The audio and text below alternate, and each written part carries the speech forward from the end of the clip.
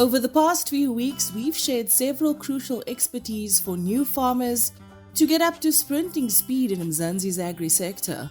A week ago, we shared a guide on how to fund your farm, and this week we share the 101 on registering your farming business. Biosecurity and poultry farming go hand in hand, and experts believe it is the first line of defense in the fight against poultry diseases. Western Cape poultry farmer Jo-Andra Gregory agrees, and this week shares top tips for new farmers. South Africans loves a mouth-watering Potjie, and this week our Agripreneur 101 segment features Ulrich, aka the Potjie guy. Then this week we're reading a book titled Setting the Table by Danny Meyer, and it's for sure a must-read for the new year. And our farmer tip of the week comes from Kelly Dini, who's the Customer Experience Consultant at Seeds for Africa. This is Farmers Inside Track, supported by Food for Mzansi. Inspiration for your business and life. From South Africa's farmers and agripreneurs. Hey, I'm Mzansi, and welcome to episode 109 of Food for Mzansi's podcast called Farmers Inside Track. I am Donumdu, the editor for audience and engagement at Food for Mzansi, and joining me is my co-host and Food for Mzansi's head of news, Duncan Masiwa. Hi Dawn, and hello to all the new farmers and regular listeners from the more than 90 different countries across the globe. I'm super excited for today's episode. This week, Food for Mzansi's Nicole Ludov chats to agricultural lawyer Katlego Ngwane, who shares the 101 on registering your farming business. Thank you so much, Dawn and Duncan. Now, Katlego, can you tell us if business registration is mandatory for farming operations? Do farmers with varying types of operations require multiple registrations? No and yes. No, because depending on your size, you have to look at the costs of starting a new business and, business registrations. And if you're still very small, I would always say remain a sole proprietor and don't register a Pty limited just yet, because there's costs that involve that, including the fact that you have to then report to SARS, do your annual returns and all of that, and that obviously incurs costs. And that's probably unnecessary expenses when you're still very small and starting out. So if you're still very small and starting out, I would suggest that you remain a sole proprietorship until you get to a point where you want to separate yourself as an entrepreneur, separate yourself, the person, from the business itself, especially when you start gaining liabilities and all of that. So that's when you would register Pty limited. And then in terms of type of operation, is also like, do you own any land? If you own land, you might want to put that in a trust instead of a Pty limited, because in a trust, at least it lives on forever. And a Pty limited then is just your operating company and not attached to the land that you own. If the business fails, the Pty limited fails, you still own the land, or the trust still owns the land, and you can't lose it, and creditors can't come for you and try to take your land from you. So it just depends on how big you are, one, and two, what are you doing? Do you own land? Are you renting land and all of that? If you own land, I would suggest you put it in a trust so it just stays in your family forever instead of you as a person, or a Pty limited, because Pty limited are considered people in a way. So because they're considered people, it also means that creditors can come against the Pty limited, that person, for any debt that's incurred or any bad business deal that goes wrong. It just depends on size. Requirements to register a company, it's not different. So if you're doing a Pty limited, it's no different from being a Pty limited as an accounting firm or a law firm or whatever business, a business that sells bags or whatever. So it's all the same. It's the same business registration process. It's not that different. The only difference is, I guess, in agriculture is that you will have other compliance issues that you have to face in terms of maybe what the Department of Agriculture requires and all of that, in terms of what specifically you are farming with. But in terms of just straight business registration, it's the same process as any other business in the country. So tips or pieces of advice to register your business. And look, if you want to register your businesses, you must look at your size, your income, and what works best. So I would always say get advice from a lawyer or your accountant. Lastly, do you have any tips or pieces of advice for farmers who want to register their businesses? So ask your lawyer or accountant what is the best model for you. because you don't want to pay too much taxes. You don't want to pay too much to small fees that actually add up, if you're small, like annual returns and all of that admin, including the costs that go with that admin. So it's always best to be wise from the get-go and asking advice from experts, what works for you when, and then you change it when your business gets bigger or it requires more formalized business. There's nothing wrong with having what is called an informal business, but it's actually not. It's still a business, and sole proprietorships are still recognized in the country, a valid form of business. That would be my tips and advice, that you have to get advice about it, given the scale of your business, how big you think it is. And of course, having a business plan always helps, because then you can almost tell in the future, do you have 3 years, 5 years, how's it going to work? So that would be my advice. Thanks, Nicole, and great having you, agricultural lawyer Katlego Ngwanye. We now switch things up from business to biosecurity. I'm sure many farmers would agree that biosecurity and poultry farming go hand in hand. This week, Western Cape poultry farmer Jo-Andra Gregory shares tips for new farmers. Jo-Andra, what is biosecurity and why is it essential for a poultry operation? Biosecurity in layman terms is protective security measures a poultry farmer puts in place to help prevent disease, viruses, feed and water contaminations from external forces like foreign birds and visitors. It's essential because poultry is one of the most affordable and most consumed proteins in SA. Securing the health of your meat is important for food security and safety of our consumers. Are there any aspects of poultry biosecurity that you find farmers tend to neglect or underestimate the importance of? The most underestimated or neglected biosecurity measure, I think it's normally the coop layout. As a small or informal farmer, we tend to neglect that aspect, and that aspect is the most important one because your coop layout can make or break your project. So if your coop is not structured in a way to allow for proper ventilation, to get rid of ammonia, which is one of the greatest form of illness amongst the smaller or new poultry farmers, you end up losing birds, lose money, and you get discouraged. So the way you structure that coop, the way you build that coop, that is very, very important because, like I said, the structure of your coop will determine the health of your birds. Another thing is also disposing of manure. There's a certain distance that manure needs to be away from your chicken coops, and what I found in my experience is due to lack of space and land constraints, the small and informal farmers tend to store compost close to the chicken coops, and that is one thing that can't happen. That is the greatest biosecurity bridge, basically, because it's almost like taking your sack away and put it in front of your door. The chickens breathe in all of that, and that tends to make them sick. And then finally, do you have any biosecurity tips or pieces of advice for poultry farmers? First things first, biosecurity should be understood.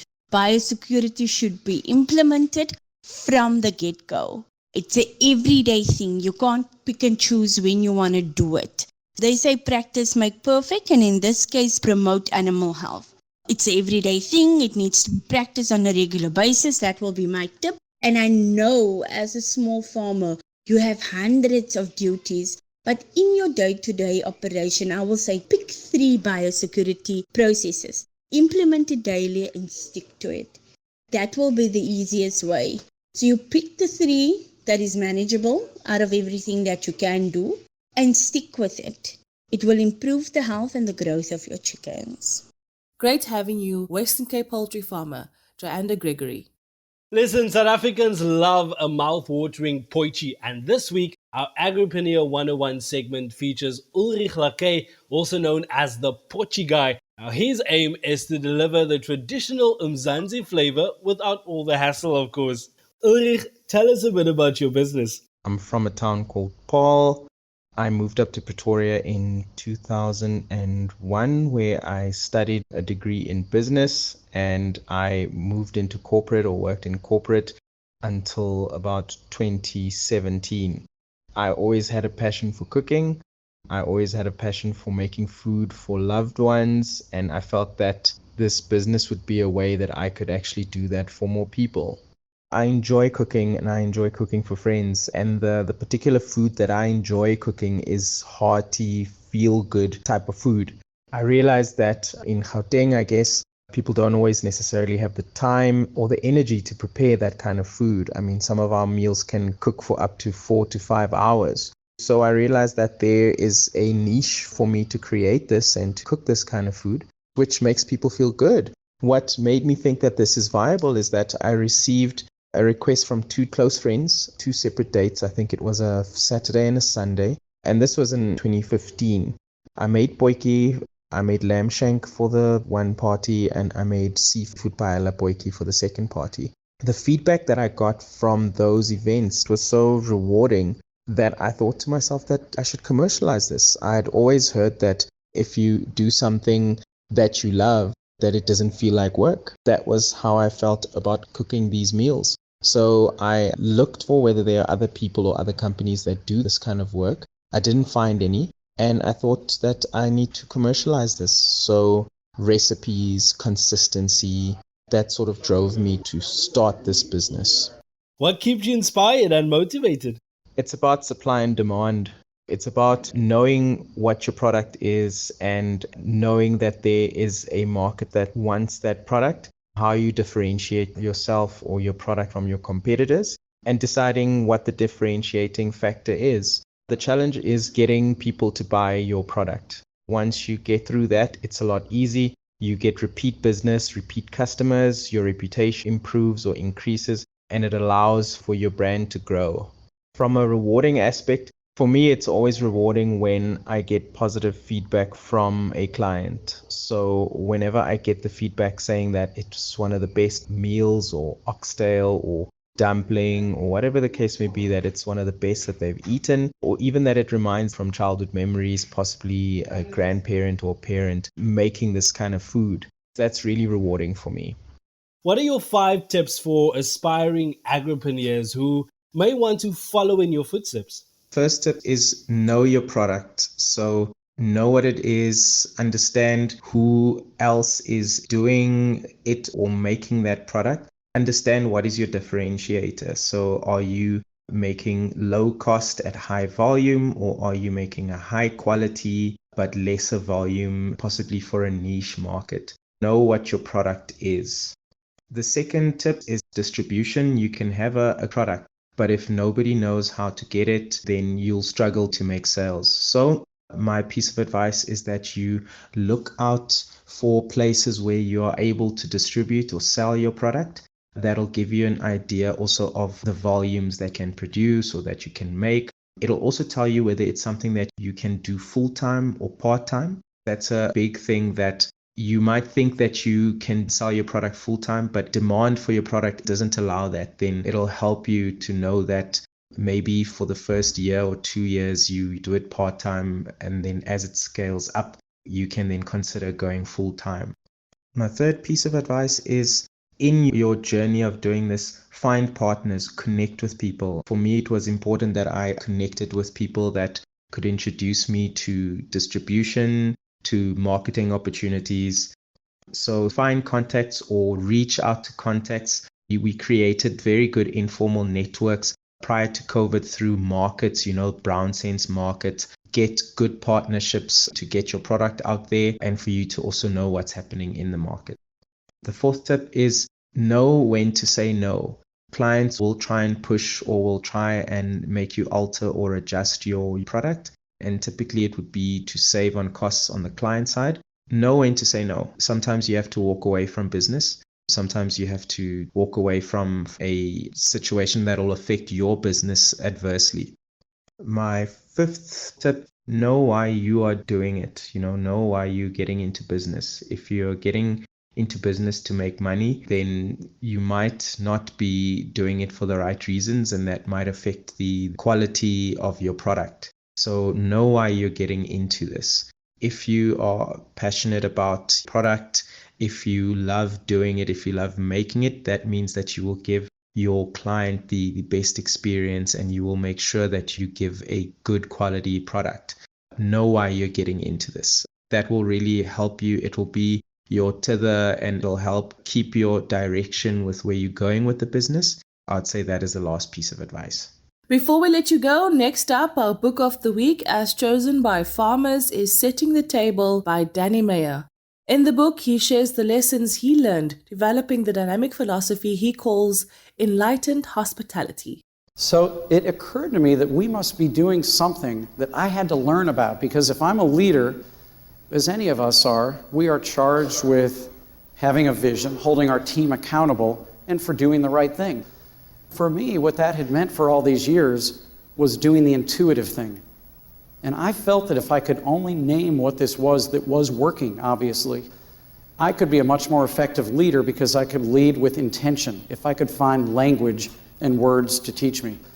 And it hit me like a lightning rod, that the thing that Zagat is not asking anybody about, and the thing that nobody taught me growing up, is that hospitality is the answer.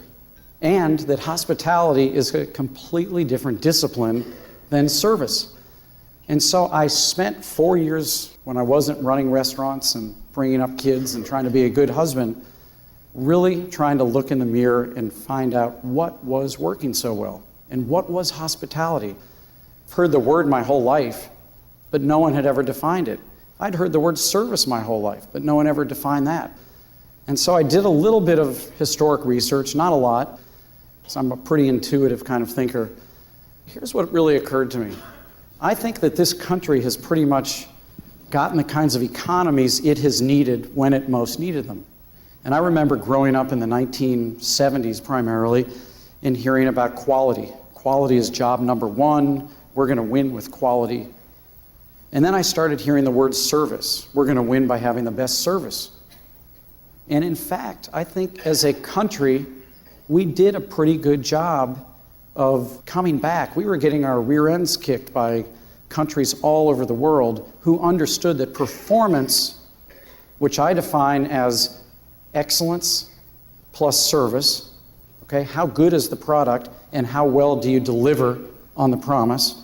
Agriculture is not just about farming, it's about caring, and that's an ideal worth preserving. It's yummy, it's good for you, and the whole family loves it. It's grain-filled chickens, proudly South African and mouth-wateringly delicious.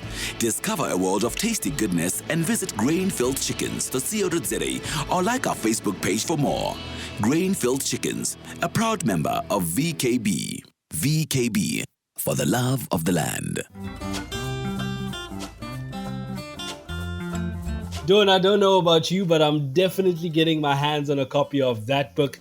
Now remember, if you'd like to review a book or perhaps you have a book suggestion of your own, feel free to email us at info@foodformzansi.co.za. Before we let you go, this week's farmer tip comes from Kelly Dini, who's the customer experience consultant at Seeds for Africa, and she shares a few tips on growing seedlings. Approach your small-scale farmers first, just so you get an idea for the market, what the farmers are looking for. Basically do some trials before you go too big, because obviously it can be expensive. You don't want to fail on a big crop and then have wasted all your money. So there's no reason why you can't approach your retail spaces. Maybe there's grocery stores close by that would be happy to buy your produce from you, and then also support local up-and-coming farmers too. And our farmer tip of the week from Kelly Dini, customer experience consultant at Seeds for Africa, brings us to the end of this week's Farmers Inside Track, proudly brought to you by Food for Mzansi. For daily inspirational stories about the farmers and agriculturalists to go above and beyond to feed South Africa, visit foodformzansi.co.za or follow us on Facebook, Twitter, and Instagram and YouTube as well. And don't forget about our weekly sessions on Twitter Spaces called Gather to Grow. You've heard me say this 1,000 times, but I'll say it again. If you love the podcast, please rate it and share it with your friends, family members, and fellow farmers. The Farmers Inside Track is available for free on YouTube, Spotify, Apple Podcasts, and Google Podcasts, and also, of course, on foodformzansi.co.za. From me, Duncan Masiwa, Don Numdu, Nicole Ludov, and our producer, Megan van der Vent, and of course, also from Food for Mzansi. Have a great week.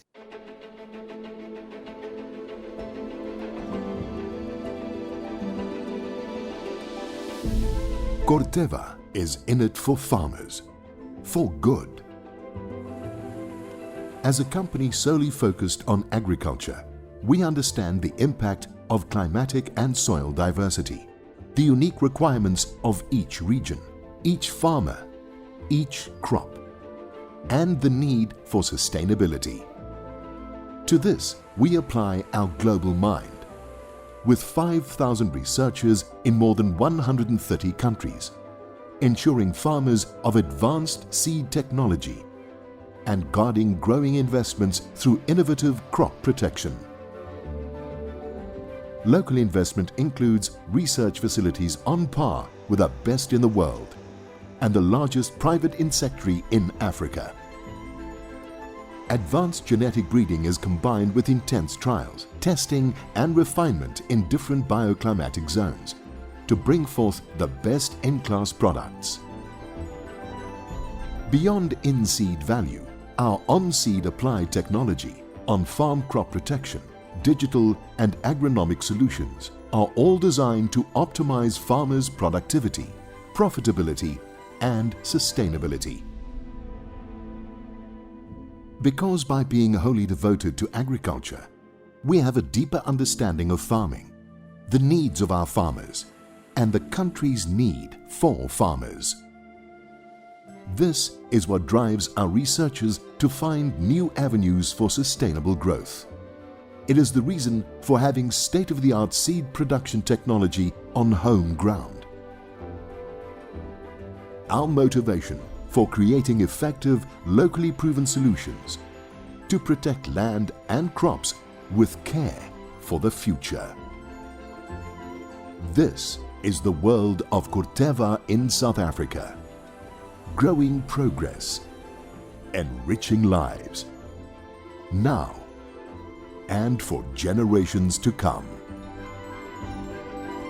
Corteva, keep growing.